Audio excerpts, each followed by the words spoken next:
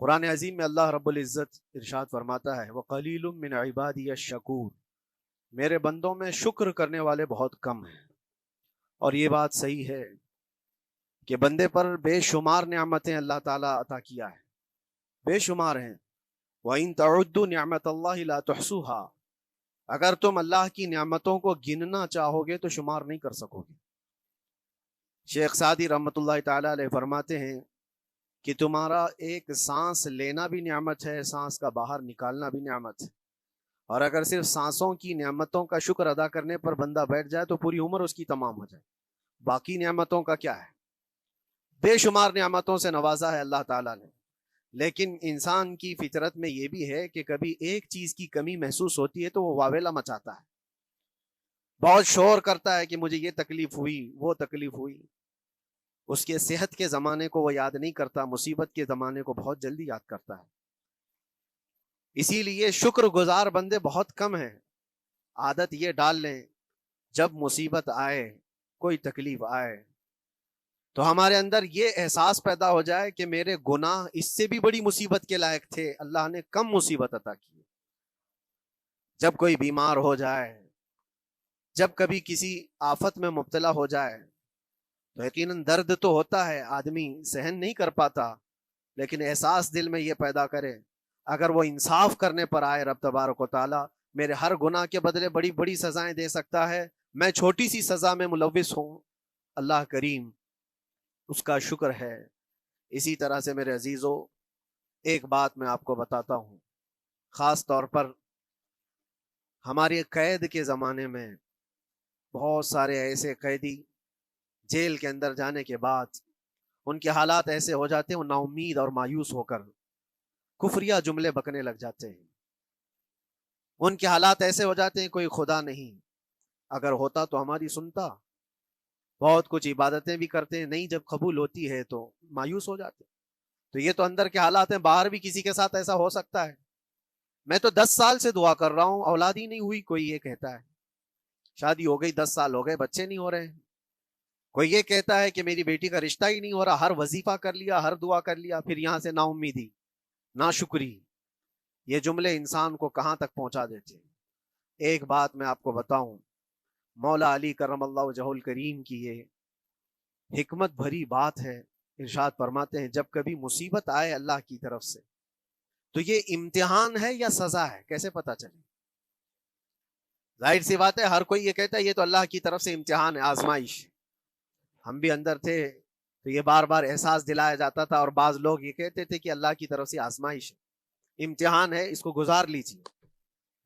بعض مرتبہ امتحان ہے اور بعض موقعوں پر سزا ہے، اور سزا کب ہے اور امتحان کب ہے یہ کیسے پتا چلے؟ بہت بڑا فارمولہ ہے۔ مولا علی کرم اللہ وجہ الکریم فرماتے ہیں جب کبھی تم پر کوئی مصیبت آئے تو یہ دیکھ لینا ان مصیبتوں کے دن میں تم اگر اللہ سے زیادہ قریب ہو گئے ہو، دعا زیادہ کرنے لگ گئے ہو، وظیفے زیادہ کرنے لگ گئے ہو، تو اس کا مطلب ہے کہ اللہ تعالیٰ تم کو امتحان میں رکھا ہے۔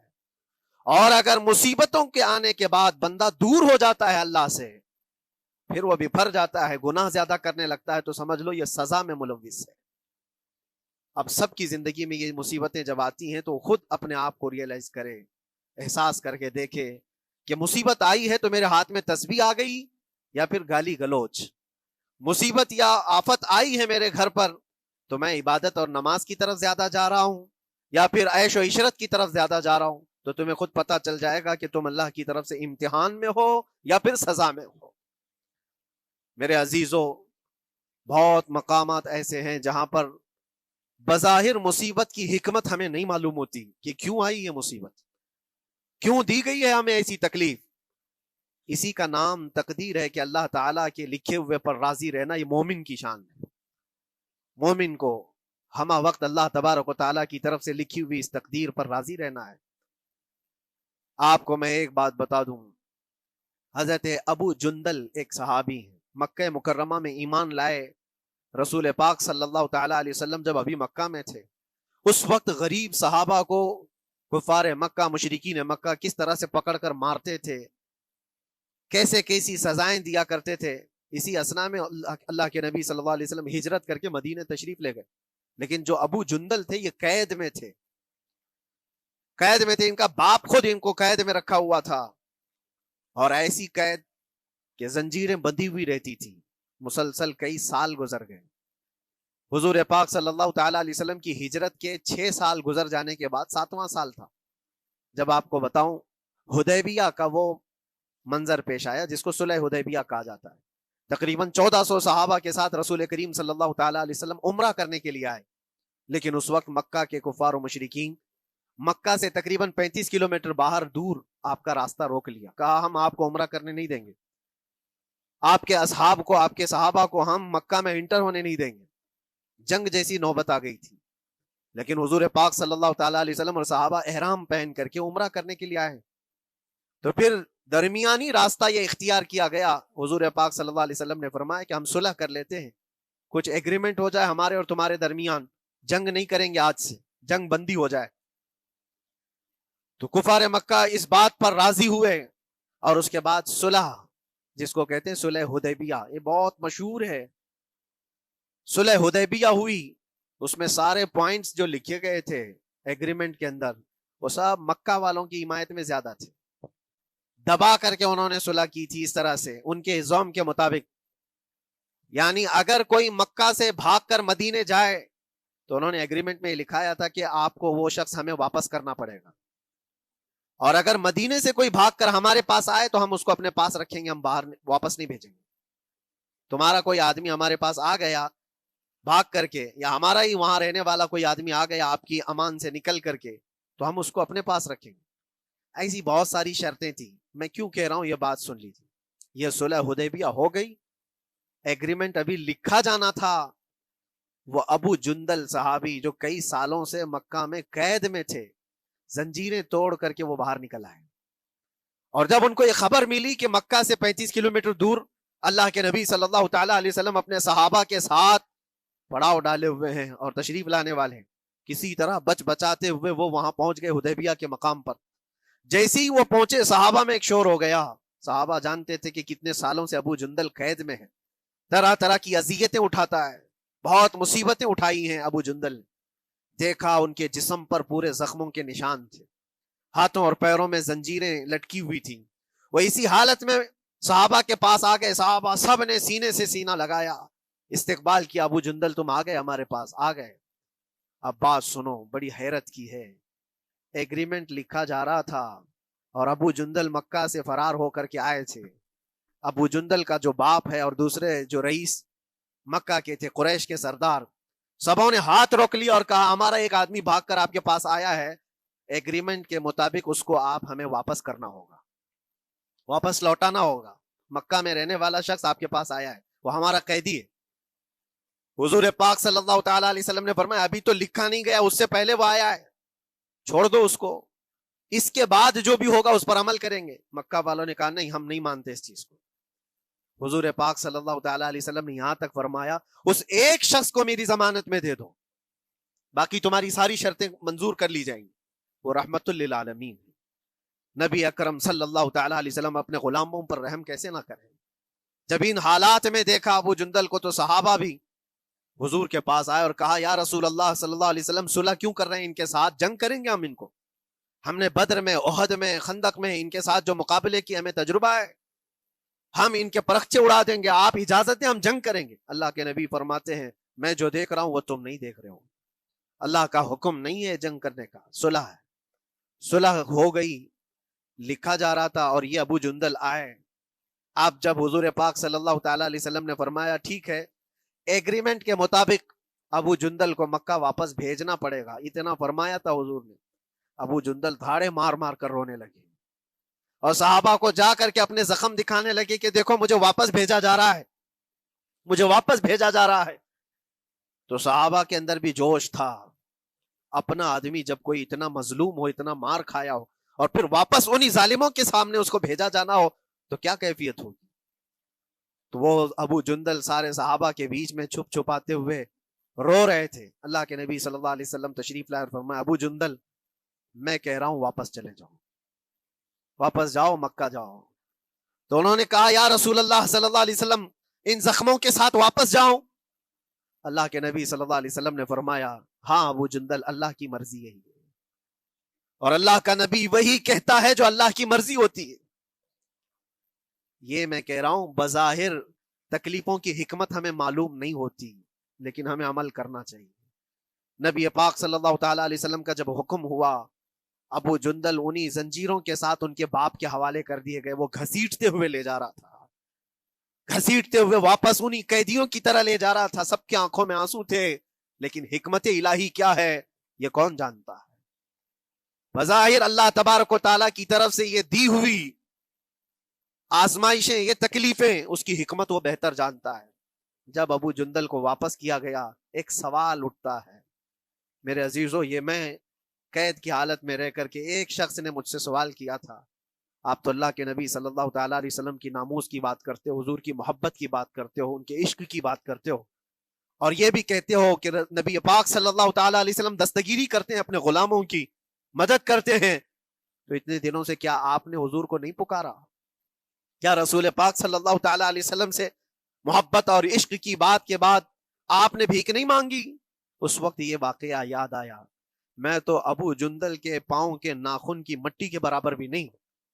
وہ صحابی رسول تقریباً ان کے متعلق کہا گیا ہے 6 سے 8 سال تک وہ ان کی قید میں رہے. تو کیا رسول پاک صلی اللہ علیہ وسلم کو خبر نہیں تھی؟ خبر تھی. لیکن ہوتا ایسا ہے کہ جو جتنی محبت کرتا ہے اتنے ہی امتحانوں سے گزارا بھی جاتا ہے، اس کو امتحان دینے پڑتے ہیں. اسی لیے بار بار میں یہ بات کہتا ہوں، حضور پاک صلی اللہ تعالی علیہ وسلم کی ناموس کی بات کرنا، عظمت رسالت کی بات کرنا، یہ حلوے پراٹھے کھانے کا نام نہیں ہے. یہ شہادت گہے الفت میں ہے قدم رکھنا. لوگ آسان سمجھتے ہیں مسلمان ہونا. حضور پاک صلی اللہ تعالی علیہ وسلم کی شریعت طاہرہ کو بچانے کے لیے ہی تو، حضور کی ناموس کی حفاظت کے لیے ہی تو مولا امام حسین نے اپنی گردن دے دی، اپنے بچوں کی قربانی دے دی، اپنا عیش آرام سب تیاگ دیا. یہ ساری قربانیوں کے بعد ہی اس امتحان سے بندہ نکلتا ہے. وہ امام احمد بن حنبل جن کے سینے میں 5 لاکھ حدیثیں محفوظ تھیں، رسول پاک صلی اللہ علیہ وسلم کی 5 لاکھ حدیثوں کے حافظ، لیکن بغداد کے ظالم حکمرانوں نے ان کو ننگی پیٹھ پر کوڑے مارے ہیں. پہلی مرتبہ 100 کوڑے، دوسری مرتبہ پھر 100 کوڑے، تیسری مرتبہ پھر 100 کوڑے. اتنے میں تو آدمی مر جاتا ہے. امام احمد بن حنبل کی پیٹھ جھک گئی تھی. میرے عزیزو، یہی ہے جس کو ہم کہہ رہے ہیں شہادت گہے الفت میں ہے قدم رکھنا. اگر تم سچا ایمان رکھتے ہو تو پھر آزمائش بھی ہوگی. اللہ کریم قرآن میں فرماتا ہے وَلَيَعْلَمَنَّ اللَّهُ الَّذِينَ صَدَقُوا وَلَيَعْلَمَنَّ الْكَاذِبِينَ. اللہ تبارک و تعالیٰ ضرور آزمائے گا سچا کون ہے اور جھوٹا کون ہے. مصیبتیں آئیں گی، آندھیاں آئیں گی، لیکن جمے رہو، ڈٹے رہو. اللہ رب العزت سے کبھی بھی اپنا رشتہ نہ توڑو. اور جو تمہارے اندر ایمان ہے، توکل اور یقین ہے، ذرا برابر بھی فرق آنے نہ پائے. آج نہیں قبول ہوئی کل ہوگی، کل نہیں قبول ہوئی پرسوں ہوگی، کبھی نہ کبھی تو دعا قبول ہوگی. دنیا داروں کے دروازے کھٹکھٹاتے ہیں تو ایک نہ ایک دن دروازہ کھلتا ہے. وہ ارحم الراحمین ہے، وہ ارحم الراحمین ہے، دروازے کھولتا ہے، لیکن وہ بہتر جانتا ہے کہ اس وقت دروازہ کھلنا چاہیے. ہم اپنی مرضی کے مطابق رب کو نہیں چلا سکتے. مولا تعالیٰ جیسا چاہے ہمیں ویسا چلنا چاہیے. ایک بات اور میں بتا دوں سید، یہ تو دوسرے لوگوں کی بات ہے جس میں ہمارے قصور ہیں، ہمارے جرم ہیں، ہمارے گناہ ہیں، جس کی وجہ سے مصیبتیں آئیں گی. لیکن اللہ کے نبی کا کوئی گناہ نہیں ہوتا. جو نبی ہوتے ہیں وہ معصوم ہوتے ہیں. سیدنا یوسف علیہ الصلوۃ والتسلیم اللہ کے نبی، اللہ کے نبی ابراہیم علیہ السلام کے بیٹے اسحاق علیہ السلام، اسحاق علیہ السلام کے بیٹے یعقوب علیہ السلام، یعقوب علیہ السلام کے بیٹے یوسف علیہ السلام، جن کی نسل میں انبیاء کرام جو پورا خاندان نبوت کا ہے، وہ یوسف علیہ السلام کن کن مقامات سے گزارے گئے. پہلے بھائیوں نے کنویں میں پھینک دیا، اور اس کے بعد اس زہریلے کنویں سے وہ نکالے گئے. جنگل میں کوئی نہیں تھا جب ان کے بھائیوں نے کنویں میں پھینکا تھا. اس وقت ایک قافلہ جا رہا تھا، انہوں نے ڈول ڈال کر کے نکال لیا اور پھر لے کر کے گئے. یہاں سے کنویں سے تو نکالے، لیکن آگے کی زندگی کیا ہے؟ مصر کے بازار میں لے جا کر قافلے والوں نے بیچ دیا. یوسف علیہ السلام پھر خریدے گئے. کس کے ہاں؟ عزیز مصر، بادشاہ مصر کے گھر میں. اور وہاں پر زلیخا آپ پر فدا ہوئی. پھر آپ پر الزام بھی لگایا گیا، اور اس الزام کی بنیاد پر آپ کو جیل بھیجا گیا. اللہ کے نبی کے دامن پر پیوند تو ہو سکتا ہے، دھبا نہیں ہوتا. کسی گناہ کا تصور بھی وہ نہیں کرتے، وہ معصوم ہوتے ہیں. لیکن بغیر کسی قصور کے، بغیر کسی جرم کے آپ کو جیل بھیجا گیا. یوسف علیہ الصلوۃ والتسلیم جیل جب گئے وہ نبی ہو کر کے، اور اس کے بعد دن کٹتے رہے، دن کیسے، ہفتے، ہفتے کیا مہینے، مہینے کیا سال، یوسف علیہ الصلوۃ والتسلیم کے 7 سال گزر گئے۔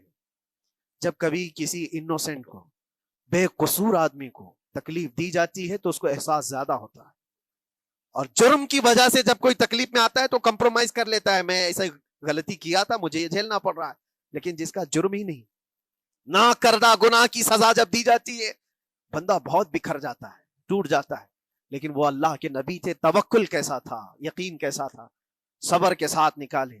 لیکن ایک بہت پیاری بات ہمیں ملتی ہے میرے عزیزوں، وہاں قیدی اور بھی تھے، اور یوسف علیہ السلام کو اللہ تعالیٰ نے ایک معجزہ عطا کیا تھا، وہ خوابوں کی تعبیر سچی سچی بتاتے تھے۔ خواب کی تعبیر ہوا کرتی ہے، جو بھی خواب دیکھتا ہے آدمی اس میں اشارہ ہوتا ہے اللہ کی طرف سے۔ تو 2 قیدیوں نے خواب دیکھا تھا، یہ قرآن پاک کے سورہ یوسف میں پورا موجود ہے، 12ویں پارے میں۔ 2 قیدیوں نے خواب دیکھا، اپنا اپنا خواب انہوں نے بیان کیا یوسف علیہ السلام کو۔ ایک قیدی نے دیکھا کہ وہ سر پر روٹیاں رکھ کر کے لے جا رہا ہے اور پرندے نوچ نوچ کر کھا رہے ہیں۔ دوسرے نے دیکھا کہ وہ انگوروں کو نچوڑ کر کے اس کے رس پی رہا ہے۔ تو انہوں نے بتایا یوسف علیہ السلام کے پاس، ایسا ایسا ہم نے خواب دیکھا ہے، اس کی تعبیر کیا ہو سکتی ہے؟ سیدنا یوسف علیہ السلام فرماتے ہیں میں دونوں کے خواب کی تعبیر بتاؤں گا، لیکن اس میں سے ایک بندہ، اس سے آپ نے کہا تو وعدہ کر کے میرا بھی کام کرے گا، میرا بھی ایک کام ہے تو کرے گا۔ 7 سال گزر گئے تھے، جو بادشاہ مصر تھا وہ بھی بدل چکا تھا، جس نے قید میں ڈالا تھا وہ ختم ہو گیا، دوسرا آیا، تیسرا آیا، جو بھی آیا، لیکن حکومت بدلی ہوئی تھی۔ تو خواب کی تعبیر بتانے سے پہلے ایک قیدی سے یوسف علیہ السلام نے کہا کہ میرا کام تو کرے گا؟ اس نے کہا ہاں، آپ جو کہیں گے میں کروں گا۔ تو سنو، تعبیر یہ ہے، جس کے سر پر روٹیاں رکھی ہوئی اور کوے کھا رہے تھے یا پرندے کھا رہے تھے، اس کی تعبیر یہ ہے کہ عنقریب تجھ کو موت کی سزا سنائی جائے گی۔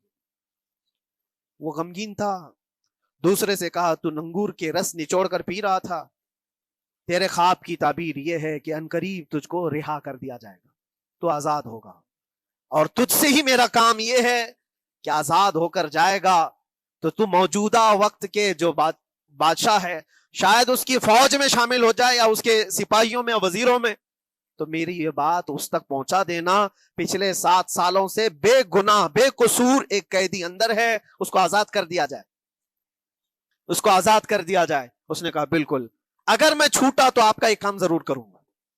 سنیے بات، چند دن نہیں گزرے تھے کہ اس ایک قیدی کو موت کی سزا ہو گئی، اس کو موت کی سزا سنائی گئی اور پھانسی ہو گئی۔ دوسرا یہ جو قیدی جس کو آپ نے رہائی کی خوشخبری دی تھی، اس کی بھی رہائی کی خوشخبری آ گئی، وہ آزاد ہو گیا۔ لیکن قرآن پاک میں ہے، آزاد ہو کر جب جاتا ہے آدمی تو پچھلا بھول جاتا ہے، اکثر ایسا ہی ہوتا ہے، کیا جیل کے دوست کون تھے، کیا تھے، کچھ پتا نہیں، اور آدمی تو یہ سوچتا ہے دوبارہ کبھی ادھر کے دروازے کو بھی نہ دیکھو، آیا اور بھول گیا۔ یوسف علیہ السلام نے جو کام دیا تھا وہ بھول گیا، یہاں تک کہ قرآن میں اللہ فرماتا ہے کئی سال گزر گئے، 1-2 دن نہیں، سالوں گزر گئے، اور وہ بادشاہ کی فوج میں شامل تھا یا بادشاہ کے مصاحبین میں شامل تھا، قریبی لوگوں میں۔ ایک زمانے کے بعد مدت ہوئی، اور اس وقت سوچیے آپ کتنا وقت حضرت یوسف علیہ السلام نے کاٹا ہوگا۔ ایک دن آپ بے اختیار رو پڑے اللہ کی بارگاہ میں۔ یہ میں آپ کو بتا رہا ہوں، کبھی کبھار انسانی فطرت کا تقاضا ہے، اللہ تبارک و تعالیٰ کی بارگاہ میں رو پڑے اور کہا اے رب العالمین، اے ارحم الراحمین، یہ دن کب ختم ہوں گے؟ یہ جس طرح سے مجھے جیل کی سلاخوں کے پیچھے بند کیا گیا ہے، ان مصیبتوں سے کب آزادی ہوگی میرے مولا یا ارحم الراحمین؟ جواب رب تعالیٰ کی طرف سے آیا، یہ ہمارے اور آپ کی بات نہیں ہے، یہ اللہ کے نبی کی بات ہے۔ اب سنو، یوسف علیہ السلام کو جواب آیا، اے یوسف، جب تجھے جیل سے نکلنا ہی تھا، تجھے باہر جانا ہی تھا، تو دنیا کے بادشاہ کے پاس سامنے کیوں ریکویسٹ رکھا، میرے سامنے رکھ دیا ہوتا۔ اللہ اکبر، یہ توکل کا اعلیٰ درجہ ہے۔ اتنی مصیبتوں کے بعد بھی تم نے اس سپاہی کو کیوں اپنا قاصد بنا کر بادشاہ کے سامنے بھیجا کہ میری آزادی ہو جائے؟ یوسف علیہ السلام بہت روئے، سجدے میں گر کر کے مولا مجھے معاف کر دے، اور میرے ہر شے کا تو مالک ہے، اب میں زندگی بھر قید میں رہوں یا آزاد رہوں یہ تیری مرضی پر ہے۔ میرے عزیزو، پھر یوسف علیہ السلام کے ساتھ کیا ہوا؟ بادشاہ نے خود ایک خواب دیکھا اور وہ پریشان تھا، خوابوں کی تعبیر کوئی بتا نہیں رہا تھا۔ تب اس قیدی کو چھوٹے ہوئے کو یاد آئی بات کہ جیل میں ایک آدمی ہے جو سچی سچی تعبیر بتاتا ہے۔ پھر اس نے بادشاہ سے کہا ایک قیدی بہت شریف اور صالح ہے، وہ سچی تعبیر بتائے گا، آپ کہیں تو میں اس کو لے آؤں۔ اور اس نے مجھے یہ کہا بھی تھا کہ اس کو آزاد کرنا ہے، آپ کے پاس ریکویسٹ رکھنی ہے کہ وہ بے قصور قید میں ہے۔ بادشاہ نے معلومات حاصل کی اور اس کے بعد پروانہ دے دیا کہ اس قیدی کو آزاد کیا جائے جس کو بے قصور رکھا گیا ہے، اور میرے خواب کی تعبیر بتائی جائے۔ یوسف علیہ الصلوۃ والتسلیم کو لوگ آئے لینے کے لیے۔ اب یہاں منظر اور ہے میرے عزیزوں، کہا کہ بادشاہ نے خواب دیکھا، اس کی تعبیر بتائے۔ آپ نے تعبیر تو بتا دی کہ کیا ہونے والا ہے اگلے 7 سالوں میں بادشاہ کے ساتھ، یہ ساری تعبیر بتائی، لیکن جب آزاد کرنے کی بات آئی تو آپ نے کہا رہنے دو، اب مجھے قید میں، مجھے قید میں رہنے دو، اس لیے کہ آپ کو یہ احساس ہوگا کہ میں بادشاہ کے پاس کیوں رکھا ہے اس مقدمے کو۔ لیکن بعد میں بادشاہ اور اس کے مصاحبین اور اس کے وزیر آپ کو اصرار کرتے ہوئے لے گئے اور لے جا کر کے سیدھے وزیر اعظم کے تخت پر بٹھا دی، سیدھے وزیر اعظم کے تخت پر بٹھا دیا۔ پھر رب تبارک و تعالیٰ نے فرمایا اے یوسف، جب تک ہم چاہیں تب اندر رہے گا آدمی، اور جب ہم چاہ لیں باہر تو پھر اپنی مرضی سے کوئی اندر بھی نہیں رہ سکتا۔ حقیقت ہے میرے عزیزو، جب مصیبتوں کے ختم ہونے کا وقت آئے پھر پوری دنیا کھڑی ہو کر کے بھی تم کو مصیبت نہیں دے سکتی، تکلیف نہیں دے سکتی۔ اور رب تبارک و تعالیٰ نے فرمایا وَإِن يَمْسَسْكَ اللَّهُ بِضُرٍّ فَلَا كَاشِفَ لَهُ، اگر تم کو اللہ کی طرف سے کوئی مصیبت آئے تو کوئی اس کو ہٹانے والا نہیں ہے۔ وَإِن يَمْسَسْكَ اللَّهُ بِخَيْرٍ فَلَا رَادَّ لِفَضْلِهِ، اور اگر اللہ تبارک و تعالیٰ کوئی بھلائی کسی بندے کو دے دے تو دنیا کی کوئی طاقت اس کو روک بھی نہیں سکتی۔ آج اگر رب تبارک و تعالیٰ ہم کو کوئی مقام اور مرتبہ دے دے، کوئی عزت اور انعام دے دے، سارے کتے بھونکتے رہیں، اس انعام کو کوئی رد نہیں کر سکتا۔ اللہ تبارک و تعالیٰ کا دیا ہوا فضل اس کو کوئی کاٹ نہیں سکتا، اور اس کی دی ہوئی مصیبت کو کوئی دوسرا ٹال بھی نہیں سکتا۔ اسی لیے آؤ لگے رہو اسی بارگاہ میں اور عرض کرو کہ مولا مجھ سے جو خطائیں ہوئی ہیں اس کو درگزر فرما دے، اور جس طرح کی بھی تو زندگی دیا ہے یہ تیرا شکر ہے مولا، شکر ادا کرنے کی عادت ڈال لو۔ اللہ تبارک و تعالیٰ فرماتا ہے لَإِن شَكَرْتُمْ لَأَزِيدَنَّكُمْ، اگر تم شکر ادا کرو گے تو میں اور زیادہ عطا کروں گا، اور زیادہ عطا کروں گا۔ آج اگر تھوڑی سی مصیبت ہے تو شکر ادا کرو کہ مولا بڑی مصیبت تو نہیں آئی ہے، یہ بھی تیرا کرم ہے، تیرا احسان ہے۔ مصیبت زدہ لوگوں کو دیکھتا ہوں تو پھر میں یہ کہتا ہوں ہاتھ بھی سلامت ہے، پیر بھی سلامت ہے، آنکھ بھی سلامت ہے، زبان بھی سلامت ہے، دماغ بھی چل رہا ہے، کیا یہ شکر کرنے کا موقع نہیں ہے؟ یہ شکر کرنے کا مقام نہیں ہے؟ آؤ ہر دن اللہ کا شکر ادا کرو، شکایتیں کم کرو، اللہ تبارک و تعالیٰ کو یہ زندگی